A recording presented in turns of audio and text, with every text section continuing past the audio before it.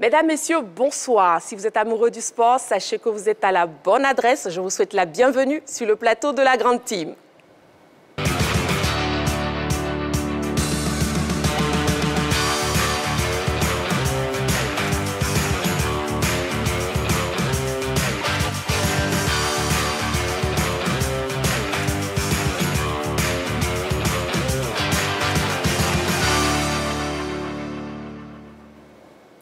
Nous serons en direct pendant 90 minutes, et oui, 90 minutes de direct, et je serai accompagnée des autres membres de la team.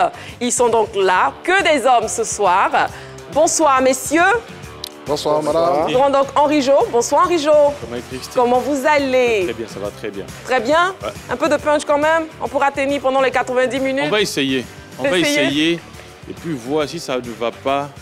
Non, ça va aller. Encore. Non, ça va aller, ça va aller. Nous avons aussi JP, Jean-Philippe. Bonsoir, Marie-Christine. Bonsoir, Jean-Philippe. Bonsoir. J'espère que je n'ai pas été le nom. Hein? Non, voilà. Ça va. Ah, voilà. Je vous le permets. C'est le Marie-Christelle qui est resté dans ma tête avec l'intervenant la dernière fois. On va garder Marie-Christine. Et Martial Gourou. Bonsoir Marie-Christine. Bonsoir Martial. Heureux d'être illuminé par ton sourire. Oh là là, je vais rougir, je sens que je vais rougir. Merci beaucoup Martial. Et celui que je vois aujourd'hui, sans Séverin, oui. Le grand. Bonsoir Marie-Christine. Bonsoir. Alors, heureux d'être là. Comment c'était? Oh, exceptionnel, la Pâques Kinoum. Oui, c'est vrai. On ne s'est pas vu depuis. Oui, avec beaucoup de sport là-bas. Donc, je n'étais pas déconnecté. Mais il a fallu que je revienne vite pour profiter de ce sourire-là. Voilà, je suis juste jaloux que ceux-là en aient inauguré avant moi. Voilà. Non, mais c'est pas bien grave. C'est pas bien grave. On sera ensemble. Super. Bon, voilà, l'équipe au complet. On commence maintenant avec le sommaire. Bonne émission avec Marie-Christine Begré et l'équipe de la 3. Sachez que vous pouvez participer à l'émission, et oui, en répondant à la question LGT de ce soir, Ligue des champions UEFA. Vous attendez-vous à des surprises en quart de finale retour? Le numéro de téléphone qui s'affiche au bas de l'écran, le 27 21 59 93 99. N'oubliez pas l'indicatif plus 225 si vous nous appelez hors de la Côte d'Ivoire ou sur la page Facebook de la 3. On passe à présent au LGT News, où nous aurons donc du foot, du tennis au menu et d'autres disciplines sportives. On y va pour LGT News. LGT News. Congrès annuel de la Fédération française de randonnée pédestre. La CAP en immersion en vue de la promotion de la CAN 2023.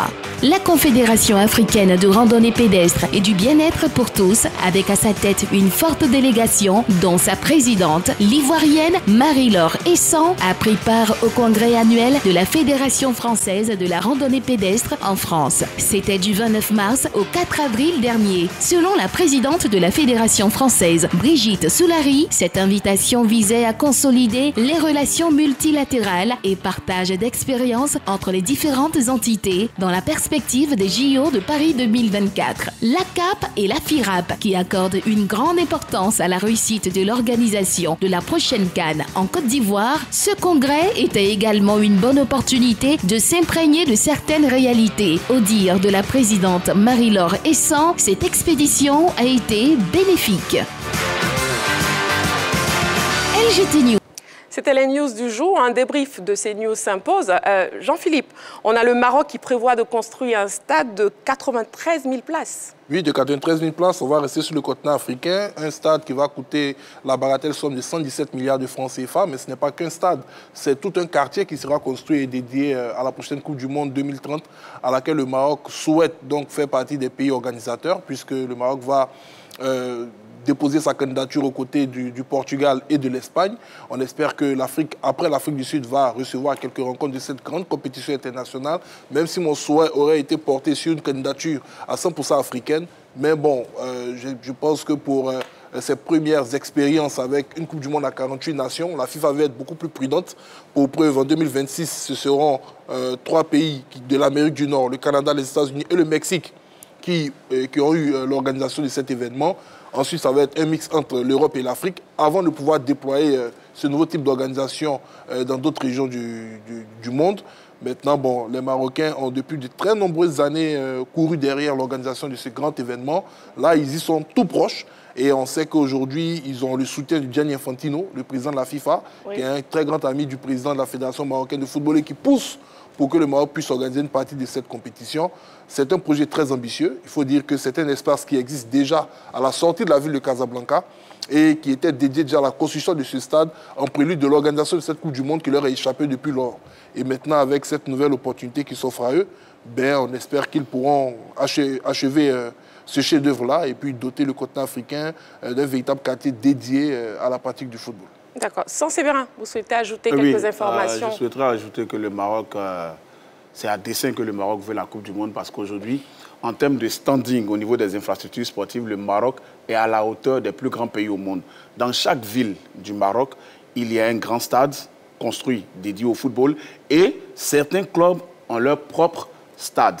Donc, et puis, à cela, ils ont ajouté à Agadir une ville dédiée au sport. Je dis bien une ville. C'est comme si vous prenez Makori ou Treichville, c'est une cité sportive avec toutes les disciplines olympiques. Donc, c'est-à-dire qu'aujourd'hui, le Maroc n'a rien à envier à aucune nation au monde et il faut que tous unis, on pousse ce pays-là à prendre la Coupe du Monde. Ce sera une fierté africaine. Ah bon? Martial? Auria a parlé du soutien de la FIFA à la candidature du Maroc, mais elle a oublié la Confédération africaine de football. Et la CAF, lors de son comité exécutif du mercredi 5 avril 2023, a porté ce soutien à la candidature du Maroc. Martial Gourou, puisque vous avez la parole, vous aimeriez aussi intervenir sur le sujet de l'arbitre tunisien Sadok Selmi qui a été suspendu? Oui, j'ai eu quand même il y a quelques minutes un représentant de la commission des arbitres de la CAF et il m'a donné les raisons profondes parce qu'il dit que cet arbitre n'a pas été à la hauteur des directives de la commission à laquelle appartient mon informateur et qu'il aurait influencé les décisions de ce match-là. Donc c'est pour cette raison qu'il a été suspendu. D'accord, Martial Gourou qui a toujours des scoops de dernière heure. Très bien. Henri Jo, un mot sur Sadio Mané? Bien sûr, on a vu quand même ce qui s'est passé récemment entre Sadio Mané et son coéquipier du Bayern de Munich, le roi Sané. Alors, il y a eu cette bagarre-là, cette supposée bagarre entre les deux joueurs. À la suite de ça, on a vu des informations relayant le fait que Sadio Mané aurait asséné plutôt un coup au visage de le roi Sané. Le roi. On attendait bien sûr la réaction du Bayern de Munich qui, dans un premier temps, avait refusé devant la presse de réagir face à cette situation. Aujourd'hui, on entend parler de sanctions et ça va à l'encontre d'un seul joueur qui est Sadio Mané. C'est pour cela que moi, je trouve cela un peu bizarre parce que quand on parle de bagarre, c'est au minimum 2 personnes, entre 2 personnes. Le comportement, en fonction de tout ce qu'ils font sur et en dehors de la pelouse, le voir aujourd'hui dans cette situation, vraiment, ça a surpris pas mal. Oui.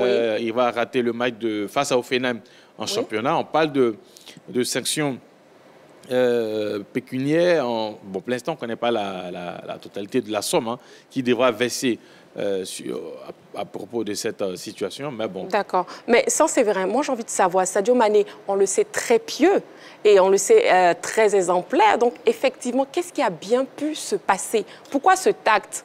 Alors, et puis il est dans une période même... Justement, la période de carême. Les médias français et allemands parlent d'une injure raciste de la part de le roi Sané. Oui. Quand on sait que le roi Sané a un père d'origine sénégalaise, on a un peu du mal à comprendre ce genre de comportement. Selon ce que les médias ont rapporté, il lui a dit « sale haine de merde ». Bon, ce sont des injures à ne pas entendre dans un vestiaire et ça a fait sortir Sadio Mané de ses gonds.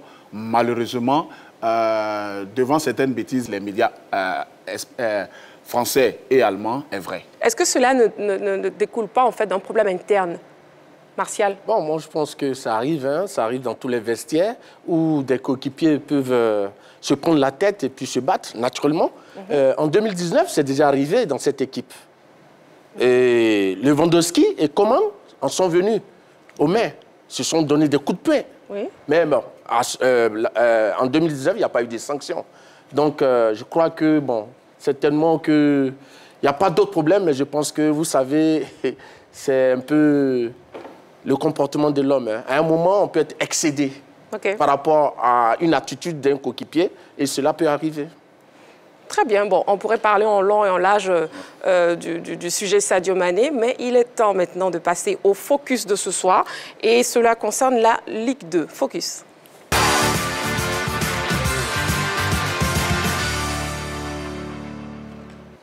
La 21e journée de la Ligue 2 se dispute ce week-end. On assistera à une bataille à distance entre tous les prétendants de la montée et la défaite est interdite complètement. Alors, on aimerait voir dans la poule A, l'Africa Sport sera face à l'Espérance de Bouaké à Thiébissou. Est-ce un déplacement périlleux, Séverin?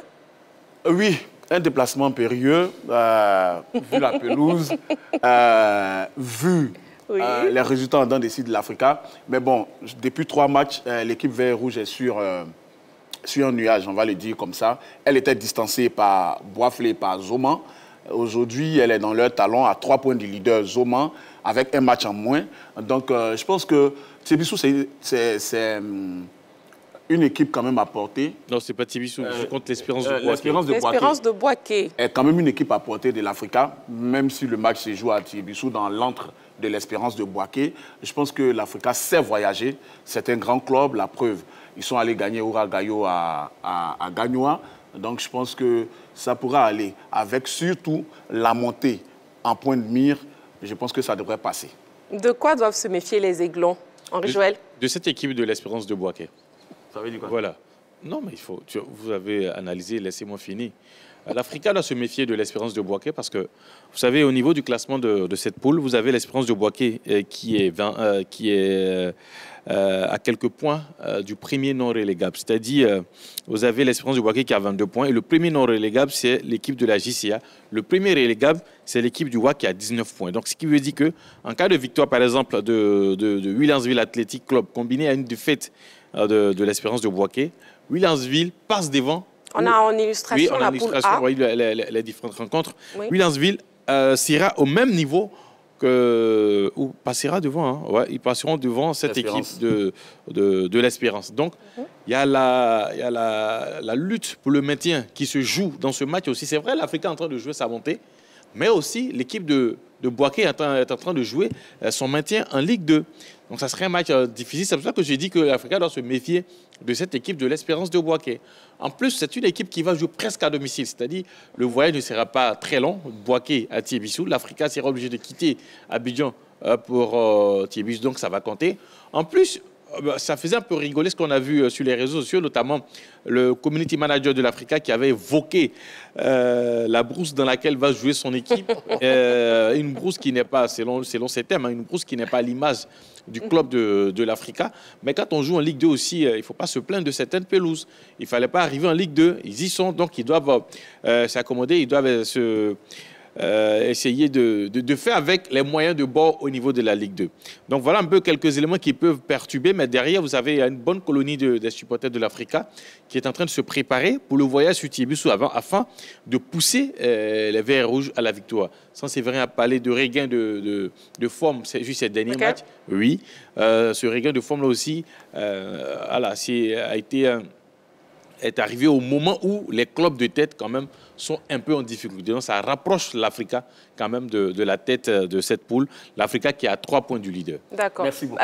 Martial Gorou, est-ce que vous partagez cet avis, l'avis d'Henri Joël? Par rapport à l'Africa? À l'Africa, oui. Non, bon, je pense que, comme l'a dit Séverin, peut-être que le seul adversaire de l'Africa, c'est l'Africa. Si l'Africa maintient le cap, parce que lors de ces derniers matchs, l'Africa a quand même engrangé de nombreux points. Si l'Africa maintient le cap, naturellement, l'Africa va s'imposer à son adversaire. Mais si l'Africa retrouve son péché mignon, qui est de balancer entre les résultats, bon, naturellement, l'Africa n'aura pas le résultat escompté à Bouaké, c'est tout. Jean-Philippe, j'ai envie d'avoir votre opinion. Mais je pense que la plainte des dirigeants, du community manager, et peut-être même par extension du staff technique de l'Africa, est légitime. Concernant l'état de la pelouse, je ne suis pas d'accord avec Henri Joël quand il dit que l'Africa n'avait pas à se retrouver en Ligue 2. On ne va pas revenir sur les circonstances qui ont conduit l'Africa dans cette zone, mais il faut qu'il retienne que l'Africa joue dans une ligue qui est dite professionnelle, puisque la Ligue 2 fait partie de la ligue professionnelle. Et donc, on ne peut pas envoyer une équipe censée faire partie de la ligue professionnelle évoluer dans un champ de patates. Ce n'est pas la première fois que les équipes jouent sur cette pelouse. Henri Joël, s'il vous plaît. Laissez-le terminer. Il faut quand même respecter les efforts qui sont fournis par les clubs. Ils font partie de cette ligue-là en leur permettant d'évoluer sur des pelouses de qualité.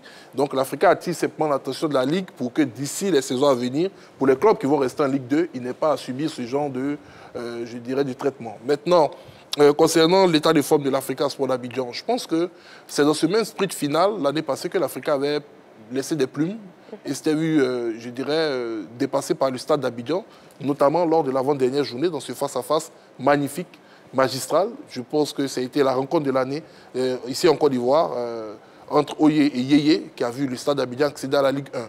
Et cette année, je pense que l'Africa a conscience que dans ce sprint final-là, il va falloir rester très concentré et ne pas perdre de points. Peu importe l'adversité qui sera en face, je pense qu'ils auront le niveau de concentration nécessaire, comme l'a dit Séverin, pour battre leur adversaire et mettre la pression sur les deux autres équipes dont on verra sûrement le programme dans quelques instants. Mais qu'est-ce qu'il faut concrètement à l'Africa pour faire la différence face à l'équipe de Bouaké, Séverin?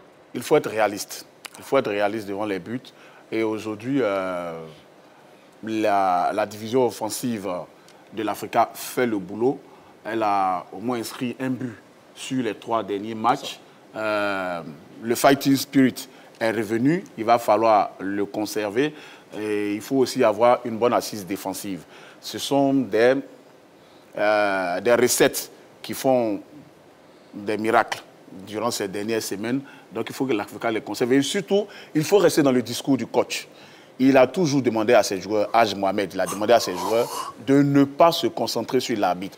Dans un sprint final où tout le monde accuse à tort les arbitres, il a demandé à ses joueurs de rester focus sur leur propre performance. Et ce discours-là marche et j'espère qu'il fera date face à l'espérance de Bouaké à Thiébissou. D'accord. Laissons l'Africa pour un temps. On a aussi l'équipe d'Issiawazi. Est-ce qu'elle peut freiner le leader, Martial? Oui, pourquoi pas, parce que Issiawazi est quand même dans une bonne dynamique. Issiawazi a gagné ses 2 derniers matchs. Je précise que le leader, c'est Zoma FC. Oui, mais non, ce n'est pas bien grave. Vous savez, au football, la vérité d'hier n'est pas celle d'aujourd'hui. Et ici, a su une belle dynamique. Je dis qu'ici a gagné ses 2 derniers matchs face à Benjerville et l'Amfiara. Et ici a aussi lutte pour le maintien. Et donc, quand vous savez, quand une équipe est en danger, forcément, elle est obligée de se battre pour pouvoir exister et rester en vie. Donc, je crois que Issia peut quand même poser des problèmes à Zoma FC. On a aussi le CO Boisflé. Est-ce qu'il peut rebondir après sa défaite, Jean-Philippe? Bien sûr, d'autant plus qu'ils vont croiser un adversaire qui n'est pas un foudre de guerre, mais qui peut les gêner énormément. Parce que Boisflé, aujourd'hui, a perdu la tête de ce championnat-là qu'il dominait depuis un certain nombre de journées. Et on voyait mal l'équipe de Zoma venir passer Boisflé, sauf qu'il y a eu un essoufflement du côté des hommes de la Marawi. Et là, face à la JCAT, un club d'Abidjan qui ne veut pas également se retrouver dans la ligue inférieure, c'est-à-dire la 3e division, ils vont devoir cravacher dur pour ne pas perdre des points. On sait que généralement, Boisflé assure ses résultats à domicile, mais là on est dans le sprint final. Et dans le sprint final, toutes les équipes se donnent à fond. C'est dans ces 6 dernières journées, les 5-6 dernières journées, que généralement les présidents de club mettent véritablement la main à la poche pour doubler les primes, pour motiver leurs joueurs, parce que là, on est en train de terminer la saison. Il faut parvenir à se maintenir, parvenir à atteindre un certain niveau, ou du moins les objectifs, ou bien essayer d'aller au niveau supérieur. Donc ces rencontres-là seront forcément je dirais, très épiques. Oui. Et c'est ça l'équipe de Boisflé, surtout de ne pas tomber dans le piège face à la JCAT. Jean-Philippe? Henri Joël. Henri Joël. Mais qu'est-ce que j'ai avec Jean-Philippe? Jean-Philippe, c'est pas grave. Qu'est-ce que vous me faites ce soir? Oh, c'est pas contaminé là. Alors, non, ne vous inquiétez pas, ne me contaminez pas. Oui, Henri Joël. Je trouve que Zoma devra jouer, je dirais, avec toutes ses âmes, parce que vous avez une équipe de la JCA qui est premier non relégable. C'est-à-dire, oui, quand vous trouvez les deux qui, normalement, à ce stade de la compétition, doivent descendre dans la division inférieure, celle qui est devant, c'est l'équipe de la JCA avec 20 points, c'est-à-dire à un seul petit point, oui, du premier relégable, qui est l'équipe de Williamsville Athletic Club. Donc, en allant du côté de Yamoussoukro pour affronter cette équipe de Boisflé, l'équipe de la JCA part en mission pour essayer de revenir avec les 3 points et s'éloigner de la zone rouge. C'est pour cela que cette poule-là est très, très serrée. Ça sera serré de cette 21e journée jusqu'à la fin, parce que pendant que certaines équipes se battent au niveau de la tête pour espérer monter, espérer assurer une montée au niveau de l'élite du foot, il y a d'autres qui se battent pour se maintenir en Ligue 2, parce que actuellement, pour certaines équipes, on ne peut plus parler de montée. Donc, il faut se battre. Pendant que d'autres sont au milieu, hein, notamment ici, qui est très très loin, hein, qui a 26 points. Mais les autres continuent de se battre, notamment cette équipe de la JCA. Et la JCA, pour moi, va aller vendre très très cher sa peau du côté de Yamoussoukro face à l'équipe de Boisflé. Boisflé, qui véritablement dans cette poule pratique l'un des meilleurs footballs, il faut le dire. Même si sur ces derniers résultats, ils ont été accrochés. Ils ont fait beaucoup de matchs nuls, même ils ont perdu. Donc c'est une équipe de Boisflé qui, à mon sens, va essayer de se relever. Mais en face aussi, on aura une équipe de la JCA qui recherche des points pour se maintenir, pour ne pas descendre en Détroit. C'est vrai? Il faut dire que les supporters de l'Africa, pour l'instant, parient sur ISIA et sur... Ils parient sur leur équipe, c'est mieux. Et sur la JCA. Parce que si ces deux équipes-là accrochent Boisflé et Zoman, je pense que ce sera tout bénéf pour l'Africa. En cas de victoire. Oui, ce que je crains, c'est que Isia ne puisse pas faire le poids face à Zoman. Avec un Cérébé Valentin au sommet de son art actuellement, Zoman avec son jeu léché, ça fait quand même peur. Mais bon, comme Isia joue sa descente, je pense que l'équipe va se donner quand même... Laisse-le terminer, Henri Joël, s'il vous plaît. Quand même les moyens d'aller jusqu'au bout dans ce sprint final. Ici est 5e au classement avec 26 points. Donc ici n'est pas véritablement concerné par cette lutte au niveau de la descente. Donc c'est une équipe, je ne sais pas si elle va baisser les bras parce que, à mon sens, l'essentiel est déjà atteint au niveau de Ishiawazi. Ils ne sont pas, comme je l'ai dit, ils ne sont pas concernés véritablement par la descente, même si il faut assurer pour ne pas être en danger dans les dernières journées. Mais contrairement à des équipes comme JCA, EFIM et l'Espérance de Bouaké, c'est encore plus difficile pour ces équipes-là qui sont en train de se battre et surtout qui ne veulent pas voir, je dirais, leur subvention chaque année diminuer parce que partir en DEC 3, ça veut dire que votre subvention va passer de 50 millions à 25. Non, à 15. Non, à 25 millions. Non, à 25 millions. Donc, voilà, aucun club n'a envie de vivre cette situation-là. Donc, c'est pour cela que ces équipes-là, je le dis, sont concernées directement par le maintien. Donc, il va falloir faire très, très attention. Et surtout pour les équipes en tête, parce qu'un petit faux pas, surtout dans cette poule, un petit faux pas, vous avez l'adversaire qui est à votre niveau. D'accord. Dans la poule B, que pensez-vous du match de l'ISCA contre Songon FC, Jean-Philippe? L'ISCA, c'est l'ogre de cette Ligue 2. Voilà, c'est l'équipe qui, pour l'instant, a le meilleur parcours. L'ogre de la poule B? Non, de cette Ligue 2. Quand on prend les deux poules confondues, pour moi, c'est l'équipe la plus régulière, c'est l'équipe qui fait le plus peur et c'est l'équipe qui a su dominer quand même sa poule. Mais c'est vrai que sur la dernière journée, ils ont été accrochés, donnant un tout petit espoir à Mouna FC, qui leur fait la course depuis très longtemps. Il n'a pas pu profiter aussi. Il n'a pas profité, certes, mais bon, c'est un petit espoir parce que celui qui est devant, qui gagne à chaque journée, qui se fait accrocher, on s'est dit, ah, ça veut dire que quelque part, la machine peut coincer et un adversaire peut tout simplement le ralentir. Parce que dans cette poule, en réalité, en entame de saison, on ne voyait ni Mouna, ni l'ISCA comme favoris.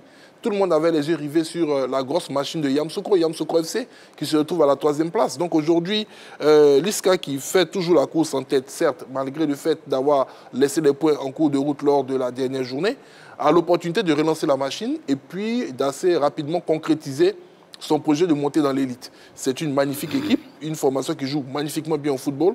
C'est un peu le pendant de la formation de Zoman du côté de la poule A. Et voilà, je pense que c'était un petit obstacle sur leur parcours et ils vont corriger ce qui s'est passé. Martial? Bon, moi, je pense que l'ISCA, c'est la formation qui est constante, hein, parce que quoi qu'on dise, depuis, elle est toujours leader. Et donc, lors de ces 5 derniers matchs, elle a 3 victoires et 2 nuls. Donc, je crois que c'est une équipe qui est constante, qui continue sur sa lancée. Et je crois qu'elle va poursuivre les meilleurs résultats qu'elle a toujours obtenus. Et puis, bon, on verra bien ce que ça va donner. C'est vrai, oui. Isca a 4 points, je pense, de son dauphin. Alors, Isca, c'est 41 points et Mouna, c'est 37 points. Voilà, 4 points de son dauphin et à 5 points de Yamoussoukro FC. Quand on sait que Yamoussoukro FC et Mouna sont deux grosses machines, j'avoue qu'en début de championnat, dans cette poule-là, je misais sur Mouna FC. Parce que l'année dernière, l'équipe a raté de peu la montée l'année d'avant. Et le président, Ali Mouna, s'était donné les moyens, avec son recrutement, de quand même aller à la recherche de cette Ligue 1-là. Mais on va dire que Isca est sorti de nulle part grâce à son professionnalisme et à l'expérience de ses joueurs. Parce que la majorité de l'effectif sont des joueurs qui ont évolué pour la plupart en Ligue 1. Avec le sérieux aussi, les primes qui sont régulièrement payées, qui font monter la confiance. Isca est devant, installé depuis le début. Alors les autres clubs sont en train de la chasser. Voilà. Mais le président a rassuré. Les joueurs aussi donnent l'impression de ne pas vouloir flancher. Je pense que ça va être difficile quand même d'aller chercher cette équipe-là en haut des tableaux, même s'il n'y a que 4 points entre elle et Mouna et 5 points entre elle et Yamoussoukro FC. Justement, Yamoussoukro FC, est-ce qu'elle doit se méfier du COSAP, Jean-Philippe? Bien évidemment. C'est vrai que le COSAP n'est pas très bien, je dirais, au niveau du classement dans cette poule. Le COSAP doit être 11e. Ils sont 11e avec 18 points. Avec 18 points. Yamoussoukro FC est en train d'essayer de très bien terminer sa saison. Je pense que du côté des dirigeants de Yamoussoukro FC, ils doivent se dire qu'à ce moment de la saison, c'est du 50-50. Ils n'ont pas cette assurance d'être premiers avec le rythme imprimé par l'ISCA dans cette poule. Mais ils vont tout faire pour aller chercher cet adversaire jusqu'à la dernière journée. Ils vont faire l'essentiel pour remporter toutes leurs rencontres. Cela passe par la formation de COSAP. Bon, je pense que Yamoussoukro part avec les faveurs des pronostics et je serai prêt à mettre une grosse pièce sur eux pour une victoire d'ici la fin de cette confrontation. Henri Joël, dans la lutte pour le maintien dans les deux poules, quelles sont les équipes que vous pensez qu'elles sont en danger? Dans la poule A, il y a l'équipe de Roagayo. Oui. Roagayo qui a 10 points, oui, qui est 13e et qui se dirige malheureusement vers la descente. Parce que au-dessus de Roagayo, vous avez le WAC qui a 19 points, c'est-à-dire 9 de plus que l'équipe de Roagayo. Donc il va falloir gagner 3 matchs et espérer 3 défaites de WAC. Mais ça, ce n'est pas le problème parce que la première équipe non relégable, qui est la JCA, est à 20 points. Donc ce qui veut dire que 10 points entre l'équipe de Roagayo et la JCA. Donc quand on regarde ce classement-là, on se dit que cette équipe de Roagayo est très, très en difficulté et se dirige tout droit vers la D3. Ensuite, devant elle, vous avez le WAC, dont j'ai cité tout à l'heure, qui doit se battre, c'est-à-dire du WAC jusqu'à l'équipe de l'Espérance de Bouaké. La différence n'est pas grande. Vous avez l'Espérance de Bouaké qui a 22 points, les FIM à 22 points également, la JC à 20 points et l'équipe du WAC à 19 points. Donc, en cas de victoire, l'équipe du WAC peut se retrouver facilement au milieu du tableau. Quand on prend l'autre poule, vous avez Sirocco qui a 13 points, l'équipe du CO Espoir de San Pedro 12e qui a 15 points, COSAP est 11e à 18 points. À ce niveau, rien n'est encore joué par rapport à ce qui se passe dans l'autre poule où l'équipe de Roagayo est très très loin. Vous avez une équipe qui, en cas de victoire, peut se retrouver 12e, c'est-à-dire l'équipe de Sirocco. Donc la descente aujourd'hui dans cette poule concerne, je dirais peut-être de la 7e à la 13e place, notamment Songon, Tabo, Adiaké, US Fermier, COSAP, Séoué et Sirocco. En tout cas, en ce qui concerne les deux poules, plus la poule B est très serrée en ce qui concerne la descente, mais au-dessus du classement, il y a quand même une grosse distance entre l'ISCA et l'équipe de Mouna. D'accord. Martial, vous partagez son opinion? Oui, mais je pense que c'est cela. Il a donné quand même les différentes positions dans la poule A et dans la poule B. Oui. Maintenant, qu'est-ce qu'il reste à faire? C'est-à-dire qu'il faut se battre, engranger le maximum de points pour ne pas se laisser distancer par ses adversaires, ses concurrents, pardon. Donc, je crois que du côté de la poule B, oui, le Séoué, Sirocco et puis, comment on appelle, COSAP doivent vraiment se battre pour ne pas descendre. Et puis, du côté de la poule B, A, il y a la JCAT, il y a le WAC et l'ASCO de Roagayo qui doivent aussi se battre pour ne pas descendre. Mais je crois que ça serait un peu plus difficile pour l'ASCO du côté de la poule A. Parce que vraiment, cette équipe a engagé un minimum, pas un maximum de points, mais un minimum de points. D'accord. Regardons ensemble déjà les affiches de la 21e journée de la Ligue 2 qui se disputera ce week-end. Au niveau de la poule A, vous avez l'US Bingerville qui va qui sera opposé à l'Amphiara Sport d'Atekoubé. L'Espérance de Bouaké sera aux prises avec l'Africa Sport. Le COB, le Cio-Boiflé, si vous le voulez, jouera face à la JCAT. Le WAC défiera l'Agir de Guy Bérois. L'Es Roi-Gaillot sera face à l'ADFK. C'est un club d'Adzopé. Zomo Football Club sera opposé à Issiawazi. Et puis l'EFIM, c'est la seule équipe qui ne va pas jouer puisqu'il y a 13 et chaque journée, il y a une équipe qui ne joue pas. Séverin? Pour cette poule-là, pour la poule B. Et rapidement, on va donner, les oppositions de la poule B. Iska sera face à Songon Football Club. Guéry FC face à l'Estanda. Sirocco sera opposé au CEU Sport de San Pedro. Duel entre Adiaké et un duel entre Adiaké et Tabo. FC Mouna face à Abouasso. Yamsokro jouera contre Kozap et l'équipe d'Annie Belecro. Les fermiers d'Annie Belecro ne joueront pas cette journée. Marie-Christine, je suis un peu triste pour la ville de San Pedro. Pourquoi? Parce que dans la poule B, les 3 dernières équipes à l'origine sont des équipes de la ville de San Pedro. Kozap, Sewe et Sirocco. Kozap, c'est Plateau? Oui, à l'origine. Ah, d'accord. À l'origine. Donc, aujourd'hui, je vois le Sewe qui a été finaliste en 2014 de la Coupe de la Confédération face à Al-Ali, qui a perdu cette finale-là, qui a été 3 fois champion de Côte d'Ivoire, 3 fois d'affilée, qui aujourd'hui lutte pour ne pas descendre en D3. Franchement, j'ai mal au cœur. Quand je pense aux joueurs partis de ce club-là qui ont fait la sélection nationale, qui sont devenus professionnels, aujourd'hui, on a l'impression que l'équipe est vraiment délaissée. Avec un président Eugène Diomandé qui est aujourd'hui à la CAF, derrière, on a l'impression que la gestion n'est pas ce qu'il faut. Les recrutements ne sont pas bons.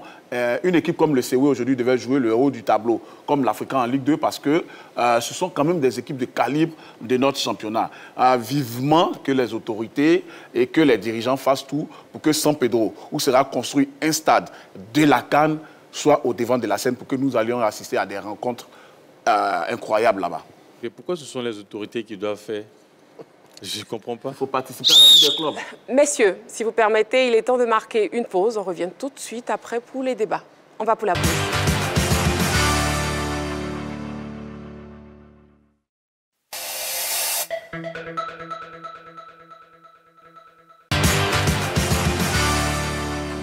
Nous sommes de retour sur le plateau de la Grande Team. Je suis toujours en compagnie de JP, qui fait cet effet, Jean-Philippe Auria, Martial Gourou, Henri Joël et Sans Séverin. Toujours là. Alors, messieurs, nous allons passer à ce qui fait le buzz ce soir. Est-ce que vous savez que Michael Jordan a vendu à plus d'1 milliard de francs CFA sa chaussure? Bon, on va en parler dans Sa Buzz.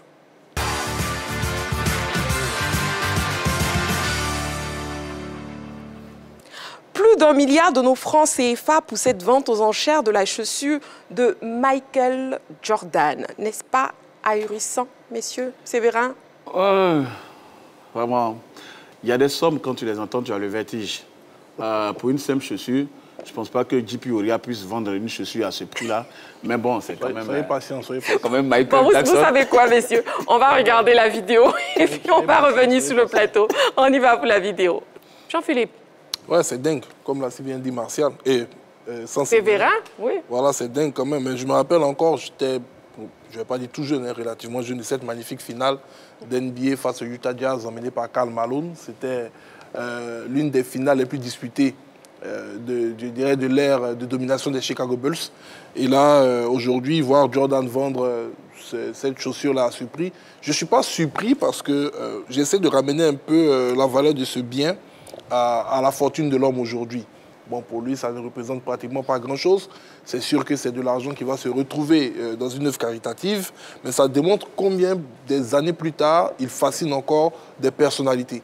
Voilà, parce que pour pouvoir atteindre tel niveau de vente d'un article qu'on a utilisé, il faut pouvoir faire l'objet d'une fascination hors limite. Et Jordan, aujourd'hui, c'est un mythe vivant. Oui. Donc, pour moi, c'est tout bonnement normal que cela puisse arriver. Je ne vois pas un autre athlète vivant pouvoir réaliser de pareilles performances parce que, comme ils le disent du côté des États-Unis, c'est le plus grand. Et le plus grand mérite véritablement les grandes choses. Donc, félicitations à lui. C'est vrai? Oui. Comme je le dis, c'est hallucinant. Mais bon, c'est le plus grand joueur de basketball de tous les temps. Avoir sa chaussure dans sa collection, je pense que c'est comme avoir une œuvre de Van Gogh. Donc, vous serez prêt à acheter Voilà, cette chaussure-là à 1 milliard de dollars? Je n'ai pas encore ces moyens-là, mais j'aimerais bien mettre ma chemise aux enchères. Martial, tu l'achèterais à combien, toi? Peut-être à 15 000 francs. C'est beaucoup, ça, pour lui. 15 000, je pense que c'est bon à prendre. En fait, ce que je voulais dire... Passe mon tour. La vente de cette chaussure, je pense que c'est tout un symbole. C'est le symbole de ce que représente cet athlète pour le basket et pour son pays. Oui. Et donc, je crois que c'est quelqu'un, dans les années 90, a survolé le basketball. Donc, je crois qu'aujourd'hui, c'est une reconnaissance de son mérite, de son talent, et c'est ce qui représente le symbole de la vente à 1 milliard de sa chaussure. Donc, je pense que c'est tout à fait mérité. Henri-Joël? Je vais essayer de gâcher un peu ce qui se passe ici. Oula, ne gâchez pas. Vous savez, il y a cette rivalité-là. C'est vrai, les deux ne sont pas de la même époque avec les LeBron James, mais il y a cette rivalité-là qui existe en ce qui concerne le plus grand joueur de tous les temps au niveau du basketball. Alors, je veux peut-être voir d'ici 20 ans la vente de la chaussure de James quand il a battu le record de Karim Abdul-Jabbar, c'était récent, lors d'un match entre les Lakers et l'équipe de Phoenix, il me semble, où il bat ce record-là, il devient le plus grand joueur, le plus grand marqueur de tous les temps au niveau de la NBA. Je me pose la question de savoir à combien sera vendue cette chaussure-là, ou ces chaussures qu'il portait, à combien elles seront vendues d'ici 20 ans. Parce que là aussi, ça sera quelque chose d'extraordinaire. Parce qu'aujourd'hui, c'est vrai, Jordan, il révolutionne le basket, ça, il faut le dire. Parce qu'il a apporté quelque chose de nouveau avec le show, parce que à son époque, il y avait quand même de grands noms. Hein, de grands noms. Il est venu trouver les Magic Johnson et les autres. Et puis, il y avait cette rivalité Johnson, Larry Bird, tout et tout. Donc, quand il arrive, il apporte quelque chose de nouveau au niveau du basketball dans la Ligue nord-américaine. Donc aujourd'hui, voir sa chaussure ou peut-être ses maillots, parce que c'est pas seulement... mais justement, c'est ce que je voulais dire. Michael Jordan qui bat le record des ventes aux enchères. Ouais. Quel commentaire? Même ses propres records. Oui, donc quel commentaire on peut faire sur ça? C'est juste, au-delà du basketball, il représente quelque chose d'extraordinaire pour le sport en général. Aujourd'hui, quand on parle de sportifs de très très haut niveau, parce que moi je ne veux pas parler seulement de haut niveau, de très très haut niveau dans chaque discipline, quand vous parlez de basket, tout de suite, on vous parle de Jordan. Quand vous parlez de boxe, on vous parle de Mohamed Ali. Oui. Quand vous parlez de tennis, bon, peut-être Federer. Voilà, quand vous parlez de Formule 1, c'est vrai, il y avait Schumacher, mais aujourd'hui, il y a Hamilton. Mais au-dessus de tout cela, vous avez des athlètes qui ont inscrit leur nom, je dirais, en lettres d'or. En lettres d'or sur presque toutes les disciplines. Et Jordan en fait partie. Donc c'est pour cela qu'aujourd'hui, ça a arraché ses biens, ses vêtements, ses chaussures. Je pense que c'est quelque chose d'extraordinaire. Et les plus nantis, voilà, ils ne s'en privent pas. Hein. Avec ses ventes. Oui, bien sûr. Ce que je veux dire, Henri-Joël, c'est qu'il fait déjà une projection sur le temps qui, à mon sens, n'a pas lieu d'être aujourd'hui. Parce qu'avant LeBron James, il y a un athlète qui se rapprochait un tant soit peu de la notoriété de Jordan, mais qui nous a quittés assez tôt. Il y a de cela Kobe Bryant.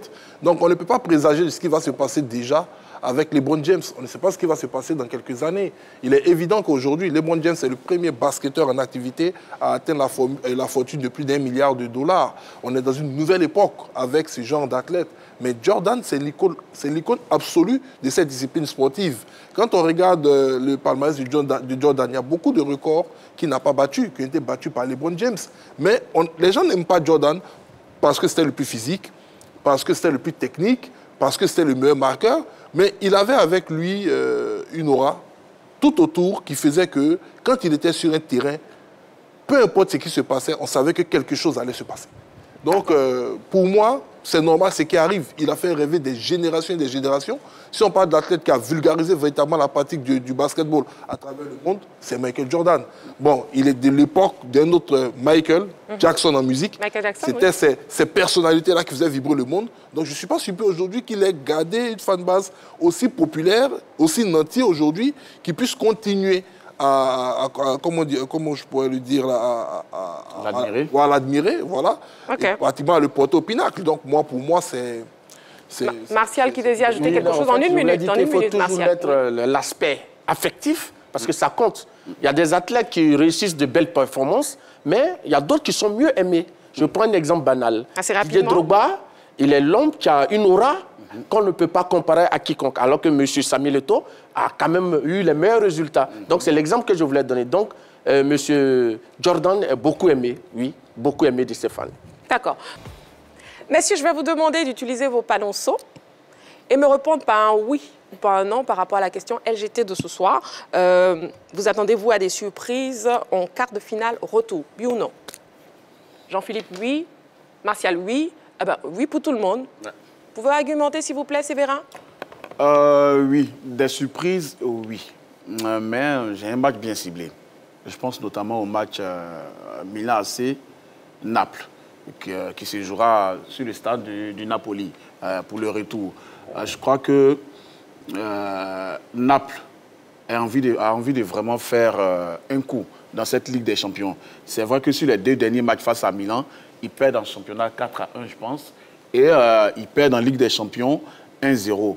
Mais au classement, en Série A, il y a 22 points d'écart. Ça montre l'écart des niveaux, même si Milan, le deuxième club le plus titré d'Europe après le Real Madrid, est en train de revenir au devant de la scène en Ligue des Champions. Je crois que le Napoli peut renverser la vapeur, surtout qu'il n'y a qu'un but d'écart. Un magnifique but de l'Algérien Ismaël Benasser, fierté africaine dans cette équipe du Milan AC. Je parie aussi sur le match retour entre le Bayern Munich et Manchester City.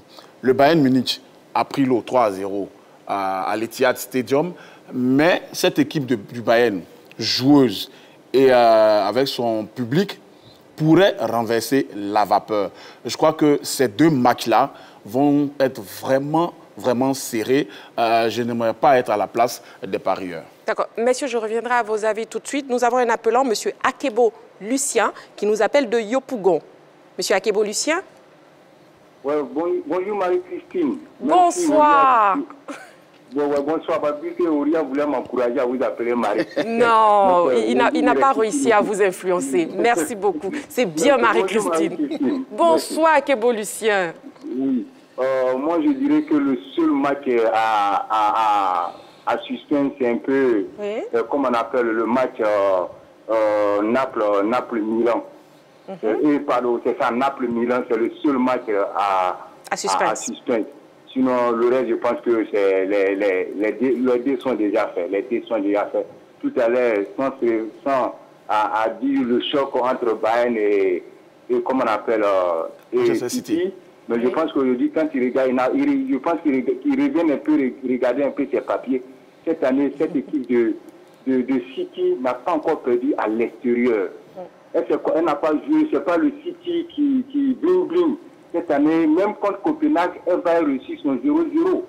Mais elle a été époustouflante à domicile, le 7-1, le 5. Donc je pense qu'aujourd'hui, quand on regarde, je pense pas parce que aujourd'hui, City a montré une autre facette. On a vu par exemple, contre le Bayern, le repli défensif qu'il faut apprendre dans toutes les écoles. Aujourd'hui, le défi Soumaré était tellement propre que les latéraux, comme on appelle Akanji et comme on appelle Akenakon, n'ont jamais été abandonnés. Moi, vraiment, le football, c'est pas une science exacte, mais je ne vois pas vraiment cette équipe de Bayern. Parce que d'abord, il faut gagner 3-0 pour espérer, comme on appelle, la prolongation. Oui. Et on le sait, non, ça, en tout cas, c'est un match qui est déjà fait. Moi, pour ma part, la qualification de l'Inter, je confirme parce que l'Inter fera la même chose comme il a fait contre Porto en 16e de finale. Ils vont gagner 1-0 au match retour. On met le but derrière, on sort avec un 0-0. Ça sera bis répétiteur. Bon, cette équipe de Chelsea, c'est une surprise même qu'elle se retrouve en quart. Parce que je pense que c'est vrai, c'est une surprise même qu'elle se retrouve en quart parce que c'est Dortmund qui tient. Non, elle ne mérite même pas d'être. Donc je ne vois pas vraiment cette équipe de Chelsea. Donc le seul match à suspense, c'est Naples-Milan. C'est Naples-Milan. Sinon le reste, Les dés sont jetés. Non, les dés sont plus que jetés, mais plus que jetés. Merci beaucoup. Merci beaucoup. Merci beaucoup. Heureuse et heureux aussi de vous entendre ce soir. Merci beaucoup. Martial Gorou, votre avis, est-ce que vous êtes du même avis qu'Akebo Lucien? Oui, bon, pratiquement. Hein. Oui, je crois que j'ai la même analyse. Parce que pour le premier match, Manchester City, 3, Bayern 0, sauf cataclysme, hein, je crois. Sauf cataclysme, vraiment, City ne pourra pas perdre ce match-là. Puis, ça m'étonnerait que cette équipe de City, qui a une armada offensive, puisse encaisser 3 buts au match retour sans en marquer un, ça m'étonnerait. Maintenant, pour ce qui concerne le match Real-Chelsea, je pense aussi que c'est plié parce que Chelsea a un entraîneur qui, pour moi, n'est pas un génie sur le banc de touche. Donc, je pense qu'à ce niveau, maintenant, concernant le match Benfica-Inter, bon, je pense que l'Inter, c'est quand même l'une des équipes qui possède une défense hermétique. Et avec 2 buts d'avance, je pense que c'est quand même une avance assez confortable. Maintenant, bon, le dernier match entre le Milan et Naples, je pense que ça reste quand même ouvert. Mais bon, attention, parce que Naples aussi, lorsque son buteur viendra, on sait que Naples joue en profondeur. Il faudra casser le milieu, passer le milieu pour pouvoir marquer ce but-là. Bon, donc je crois que là-bas, au moins, je donne un peu 50-50. Voilà. Jean-Philippe? Ben, moi, je vois quand même 3 rencontres qui pourraient basculer. Contrairement à ce que les autres ont dit, même la rencontre Real Madrid-Chelsea, je me méfie énormément des jeux du Chelsea. Et je tiens à rappeler à tous les propos encore d'actualité de Rigobert Song sur la théorie, je dirais, du danger. Voilà, je n'ai pas besoin de... Quand tu sais que tu es en danger. Voilà, je n'ai pas besoin de me répéter, mais aujourd'hui, Chelsea, ils se disent quoi? Ben, nous sommes quasiment out pour la course pour la Champions League au niveau du championnat. Le club a dépensé plus de 500 millions d'euros pour recruter des joueurs pour bâtir sur l'avenir. Et là, il ne nous reste qu'une seule compétition pour sortir la tête haute, c'est la Champions League. Il est très difficile d'aller à Stamford Bridge et, je dirais simplement, d'y fanfaronner entre guillemets. C'est vrai que l'année passée, le Real avait réalisé une excellente performance en s'y imposant 3-1. Mais on a vu sur le match retour le réveil des joueurs de Thomas Tuchel. Et on a vu ce que cela avait donné. Voilà. Et donc, je pense qu'il faut faire attention. C'est vrai que c'est Lampard qui est sur le banc de touche. Mais même si ce match allait, on a vu sur les 10 premières minutes un certain sursaut d'orgueil de la part des joueurs de Chelsea. Ça veut dire que les athlètes eux-mêmes peuvent se mettre en mode d'autogestion et essayer de prendre le meilleur sur l'adversaire. C'est vrai que le Real Madrid, après les 10 premières minutes, a dû se réveiller pour se rendre compte qu'ils étaient en Champions League et il fallait performer. Cela leur a permis de s'imposer. Mais attention sur le match retour, s'ils débutent la rencontre comme ils ont fait chez eux à Bernabeu, je pense qu'ils risquent d'avoir des graves problèmes. D'autant plus que lors du tour précédent, ils étaient menés 2-0 au bout de 24 minutes face à une équipe de Liverpool qui n'était pas également en forme. Et il a fallu un réveil par la suite des hommes d'Ancelotti pour sortir victorieux 5-2. Donc je me méfie de cette équipe de Chelsea. Ensuite, il y a la rencontre entre le Milan et la formation de Naples. Ben, je pense que rien qu'à voir le score, on s'est dit que tout est encore possible. C'est vrai que du côté du Milan AC, on a plus de jeux expérimentés. Hier, Naples ne gagne pas grâce à un seul homme. Ça, il faut le dire aussi clairement. C'est vrai que Benacer a fait une magnifique prestation, il a marqué le but, mais la prestation de Mike Maignan, elle était extraordinaire. Il a sorti toutes les balles. Il a lui seul irrité tous les attaquants de la formation de Naples. Donc, pour moi, le retour du côté du stade Diego Maradona de Napoli, ça va être très, très, très, très, très chaud, avec toute la Sicile qui va sortir derrière ces hommes pour l'équipe du Milan AC. Maintenant, le troisième match, c'est bien évidemment Manchester City face au Bayern Munich. Je le disais tout à l'heure, je l'avais cité, Thomas Tuchel, concernant son coaching avec Chelsea, à Madrid, où ils avaient réussi à renverser la vapeur. Et si un entraîneur en Europe qui est capable de renverser les vapeurs, peu importe l'endroit où il va se trouver, c'est bien Thomas Tuchel. Il a perdu 3-0 face à Pep Guardiola au match aller. Mais on ne se pose pas la question de savoir comment City va jouer au match retour. Est-ce que City doit attaquer? Est-ce que City doit défendre? Et il y a un élément qui a été révélé par les joueurs du Real l'année passée, qui s'est avéré par la suite, lors de leur confrontation. Ils disent que les joueurs de Manchester City, ils n'ont pas un mental suffisamment puissant pour pouvoir supporter une certaine pression. Et donc, il faut faire très attention. Ils vont se déplacer pour aller du côté de Munich. Si, au bout de quelques instants, ils encaissent un premier but, je peux vous dire que ça va aller très vite. Donc, pour moi, sur ces 3 rencontres-là, il faut faire très attention. Il ne faudrait pas s'avancer en se disant que tout est plié. D'accord. Nous avons l'appel de M. Perico, qui nous appelle de Yakassé et qui désire intervenir. Monsieur Perico, j'espère que je prononce bien. Vous prononcez bien, mais vous ne terminez pas. Pardonnez, excusez-moi. Qu'est-ce que je n'ai pas dit, que je devrais dire? Oui, c'est Yakassé Fiassé. Yakassé Fiassé, d'accord, voilà. Ok. Dans le département d'Amengo. Très bien. Vous allez bien? Oui, je vais très bien. Ça fait plaisir de vous avoir sur le plateau de la Grande Team. On vous écoute. Oui, mais laisse-moi saluer tous mes amis qui sont là. Mais saluez-les. Mais je suis son ami personnel. Ah. Bon, Henri Joël, c'est mon frère. Ah, ok. Bon, Ori, lui, on s'est ménagé un peu dans l'épisode de la FIFA là. Donc, nous tous, on se connaît un peu. Et moi, je suis... Je les salue tous. D'accord. Mais quand vous êtes nouvelle, bon, vraiment, je ne connais pas votre nom, excusez-moi. Mais je vous donne, c'est Marie-Christine. Ah, Marie-Christine, ah, d'accord. Donc, vous avez retenu, non, c'est bon, non? Marie-Christine de la France ou bien... Non, Marie-Christine de Côte d'Ivoire, pardon. Il faut dire le nom là que nous tous... Marie-Christine Begré. Voilà, quoi, du Begré. Begré, ça c'est abouré, bourré ou bien quoi. Abouré ou bien... C'est même pas abouré. On vous écoute sur la question LGT. Bon, c'est clair, par rapport à la question, oui. Je pense qu'il faut faire un peu... Bon, par exemple, vous parlez de remontada, en même temps, vous parlez de surprises. Donc, si on retient, c'est remontada, on retient ou bien si il va y avoir des surprises? C'est la même chose. D'accord. Parce que s'il doit y avoir des surprises, oui. Moi, je sais que le Real va aller taper, comme on appelle, Chelsea là-bas. Donc, ça, c'est une surprise. Parce que moi, les gagner encore là-bas sur la propre terrain. Bon, maintenant, remontada, c'est fort possible que le Bayern se retrouve un peu. 3-0, c'est facile à faire, hein. De toute façon, il ne faut pas penser que, bon, si c'est là, mais 3-0, c'est remontable. Maintenant, l'autre match, Benfica contre, je crois, Inter, bon, là, ça va difficile. Parce que les Italiens, tout le monde sait qu'ils sont à la base des grands défenseurs. Et un seul but, ils peuvent le protéger pendant même 120 minutes. Hein. Donc, ça sera très difficile pour Benfica. Par contre, pour un Milan contre Naples, vraiment, je pense que ça sera la fin de Naples. Naples a tellement dominé le championnat.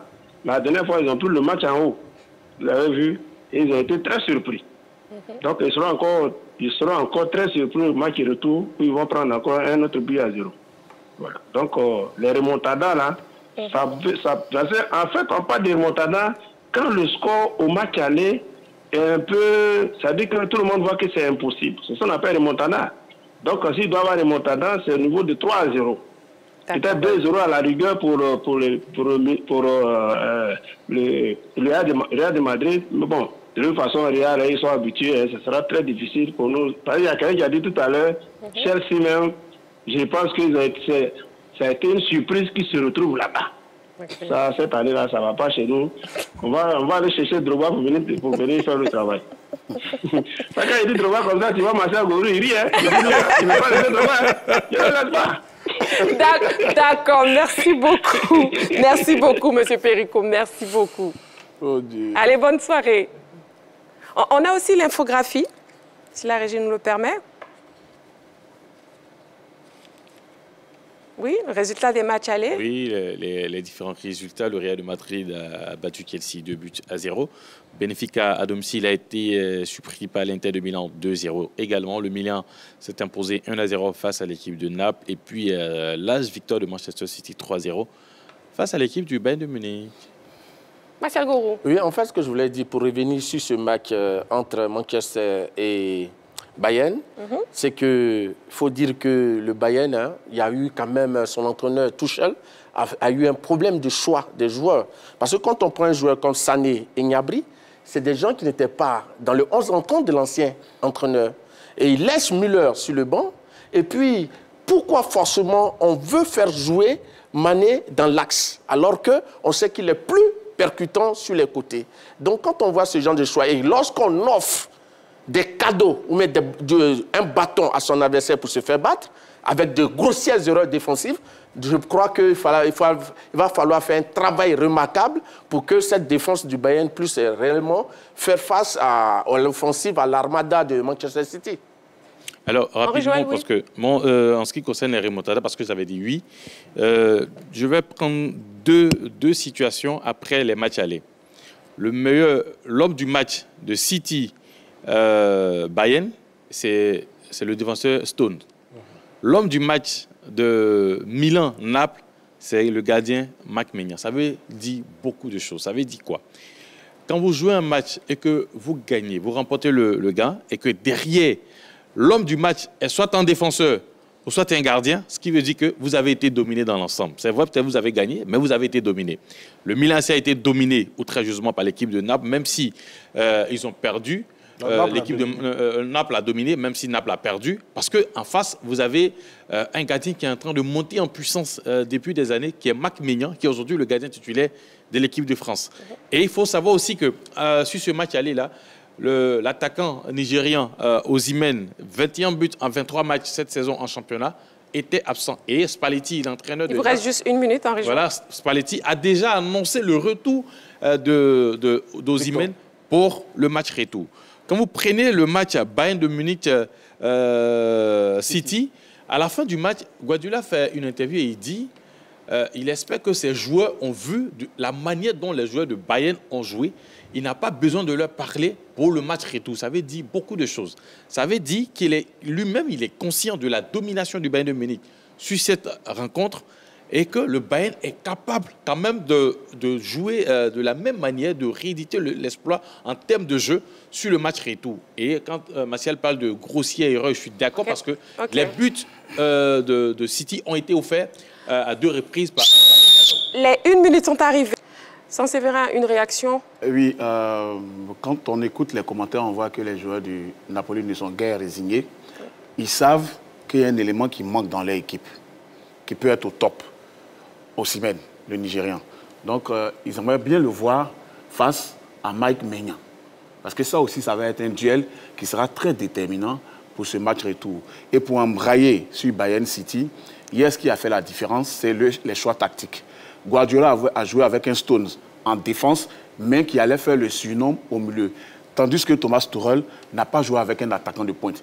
Il a mis Gnabry en pointe, alors que Gnabry, c'est un ailier de débordement. On a vu qu'il s'est toujours retrouvé sur les côtés et il n'y avait personne dans l'axe pour fixer véritablement la défense de Manchester City. Ça a fait la différence. D'accord, merci Séverin. Les sportifs ivoiriens ont effectivement donné leur avis sur la question. On les écoute. Bon, le match Real-Chelsea, avec des joueurs comme Benzema, je suis sûr que le Real va encore l'emporter, puisque c'est encore une grande équipe. Et pour ce qui est de Bayern et Manchester City, ce sont des équipes qui nous réservent assez de surprises. Et là, quelque chose me dit que Bayern va faire retourner la situation. Au vu des différents matchs et des résultats, on peut dire qu'il n'y aura pas assez de surprises. Déjà, on peut dire les favoris, pour moi, on peut dire le Real et puis City. Mais en tant que bon Barcelonais, je préfère que City prenne la coupe. La surprise, peut-être, c'est le Bayern qui pourra faire de merveilles. Sinon, si c'est le match de Chelsea et puis Real, je pense que le Real a déjà gagné son match et puis le Real sera vainqueur de cette compétition. Il faut dire que les premiers matchs concernant la Ligue des Champions, ça a été des matchs vraiment pour certaines équipes un peu plus difficiles, dû pour d'autres qui ont eu des joueurs vraiment blessés. Mais on s'attend quand même pour d'autres à de grandes surprises, notamment l'équipe de Naples contre le Milan AC, parce que le premier match a été un match, je dirais, pas assez satisfaisant pour l'équipe de Milan avec pour attaquant Olivier Giroud. Mais bon, on reste un peu perplexe. Naples peut revenir en puissance. Pour les deux autres, Manchester City contre le Bayern, déjà, il y a déjà un gros score et il faut dire que Bayern revenir, ce n'est pas aussi évident, mais dans le football, il faut s'attendre vraiment à tout. Nous marquons une petite pause, juste le temps de la pub, ne bougez surtout pas. Dans quelques instants, le plus calé et les cartons de la semaine. A tout de suite.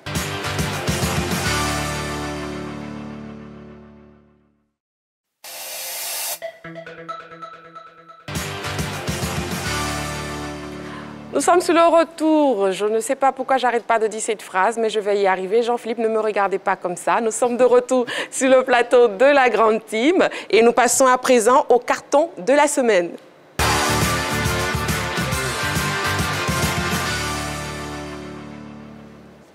Pour cette rubrique, le principe est simple. Chaque chroniqueur choisit de commenter un fait d'actualité sportive et il attribue un carton que ce soit le carton rouge, le carton jaune ou le carton vert.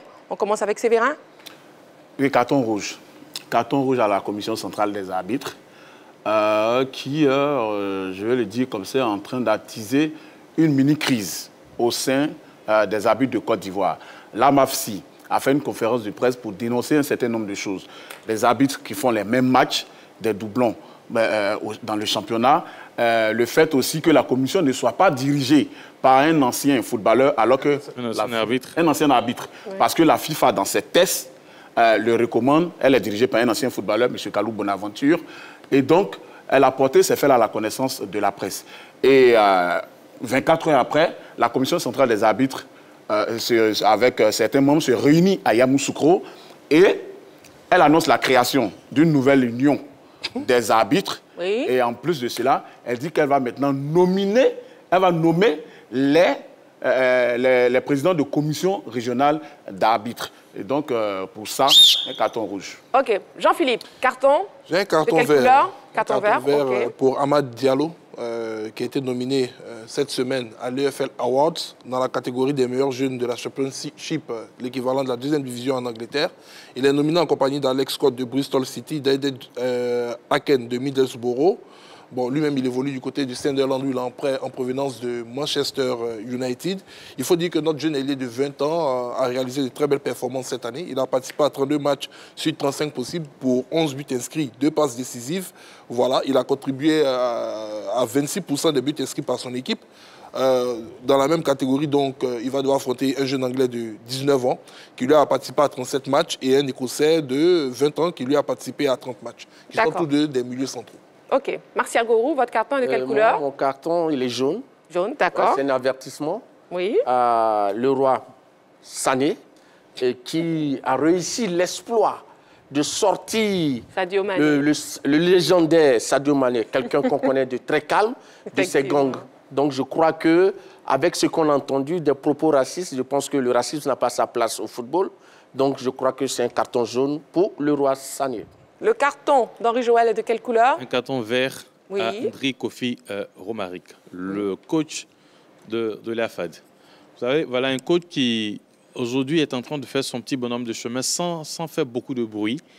Aujourd'hui, on parle de Zoman, parce qu'il a été là au début, il a été là, c'est lui qui a constitué un parti, hein, le groupe de Zoman qui fonctionne.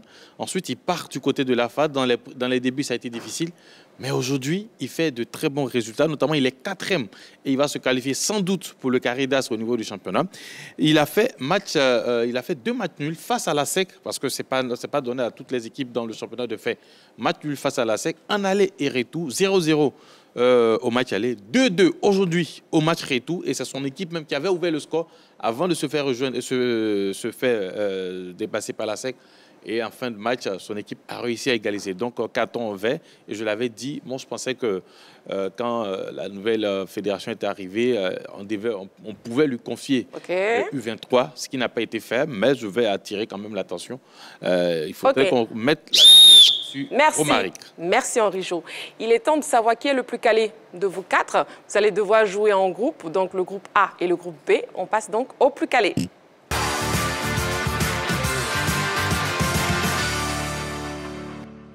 Le groupe A, c'est donc l'équipe A, c'est donc l'équipe de Henri Joël et Séverin. Et l'équipe B, c'est l'équipe de Jean-Philippe et Martial Gourou. On y va pour la première question. Quel golfeur a remporté le Master d'Augusta 2023? A. John Ram. B. Phil Mickelson. C. Dustin Johnson. A, B ou C? Équipe A, la réponse A. Équipe B, la réponse B. Quelle coïncidence. Ça correspond à les lettres. Franchement, c'est la réponse A. John Ram, c'est la première victoire de l'Espagnol dans l'épreuve. Deuxième question.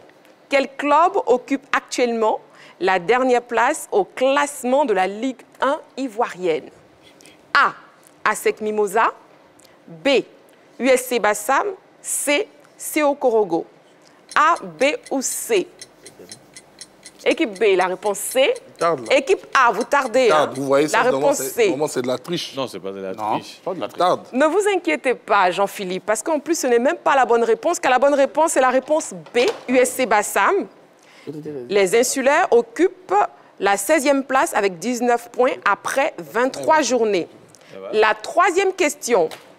Comment s'appelle la fille d'Aruna Dendane, championne d'équitation qui vit en Belgique? Réponse A, Sonia Dendane. Réponse B, Carla Dendane. Réponse C, Rania Dendane. A, B ou C? Équipe A, la réponse C.